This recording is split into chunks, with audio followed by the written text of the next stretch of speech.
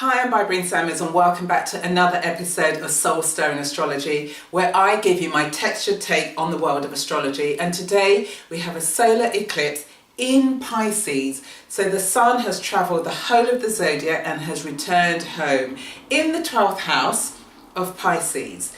Now, this solar eclipse energy is going to last for at least the next 6 months. And there are certain aspects that it is making that will shape the direction of how you move forward in the next 6 months.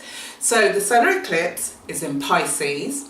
It is opposing Jupiter in Virgo.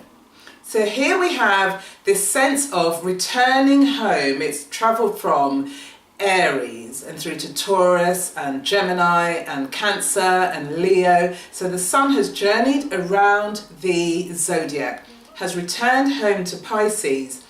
And it's a time for reflection, coming back to yourself, coming home to yourself. It's the completion of one cycle that you're getting ready to move into the next cycle of your life.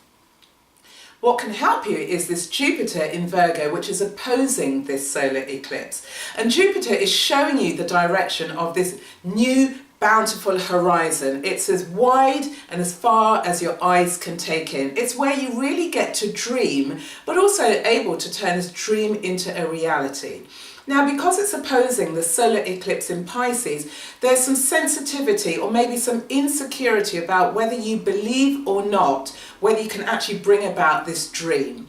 You're holding on to aspects of the past, and this is showing up because Chiron is conjuncting this solar eclipse.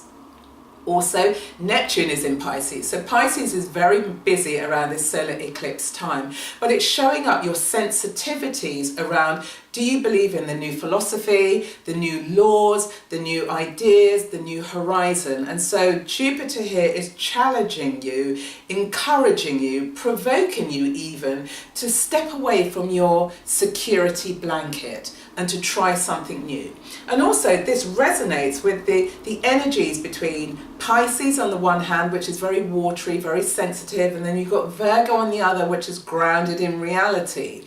But both of these signs are about mutability. So the signature or an underlying signature for the whole of 2016 is how you're able to become far more adaptable, mutable, flexible in the choices that you make. So Chiron and Pisces and the South Node, which is also in Pisces, gives you an indication about your past. And so there's very much of this security blanket. It's about you feeling very comfortable about the past, and Jupiter here is challenging you to step forward into the future. Jupiter is also squaring Saturn, and so Saturn is about authority, and Saturn is also squaring this solar eclipse in Pisces. And so given that Saturn is the anchoring planet, there's a strong signature here about, are you responsible enough to handle the new responsibilities that this new horizon and this new dream that you're trying to manifest, are you ready to really take it on and also to lead it? And lead it in quite a singular way because it's your philosophy, your dream. So Saturn here is challenging you, and it's inviting you to step up, to man up, to woman up, to take on this new journey as the sun will then move into Aries.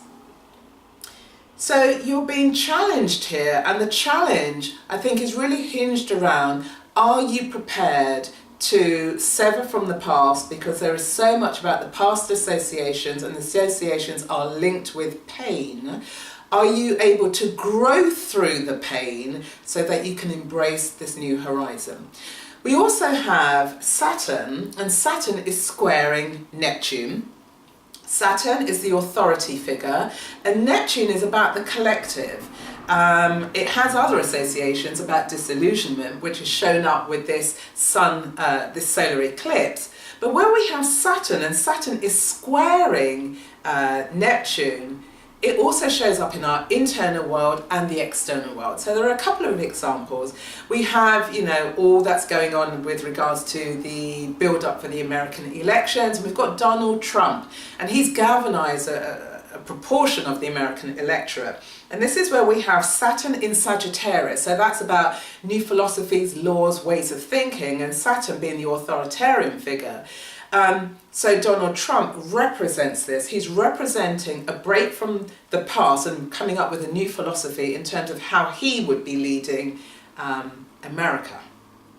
On the other hand, in Britain, we're on the cusp of having our own UK referendum about whether Britain should remain within the European Union. That's going to take place on June the 23rd. And so whereas Saturn shows itself that Britain can actually be independent and go it alone, and it's very responsible, and we don't actually need the EU, we have Neptune on the other hand that's saying actually we do need the EU, we are part of this collective, and being part of this collective makes us stronger. So think about it with regards to your own world, your internal world, your physical world around you. Where are you being strong and silent and resilient to change and holding on to your past identification about who you are? And it also does reflect where you are resistant to change. And then thinking, well, if I remain barriered and boundaried, how am I ever going to accomplish the things that you really want to do? And then the other side of the coin is where we have Neptune, and Neptune is saying actually stop being bordered and boundaried. It's time for you to build a bridge, a connection with others, because there you are then able to manifest what it is that you truly, truly desire. And that's also being indicated by this Jupiter energy. Jupiter is pointing the direction to this new horizon, and obviously it's travelling alongside the North Node, which is also about the future and the role you are destined to play. So the quote I want to leave you with is from an African proverb, and what it says is this: if you want to go fast, go alone, but if you want to go far, go together. And so that's it for you this week. It's about thinking about where are you the soloist, and being a soloist, how far has that got you, and how fast are you travelling? And then think about where could you be a collaborator, and as a result of collaboration, you win and your partners win. So we have this sense of, we've got Mars and we've got Saturn. They're both in Sagittarius and we'll be travelling together for a little while, for the next few months. So Mars wants to surge ahead and do its own thing. And then Saturn in Sagittarius is saying, are you ready for this new adventure in your life? So on that note, that's it for this week. If you like this episode, feel free to share it with anyone in your network who you feel would really enjoy the contents, or you can like and subscribe, and I will see you again on the next episode.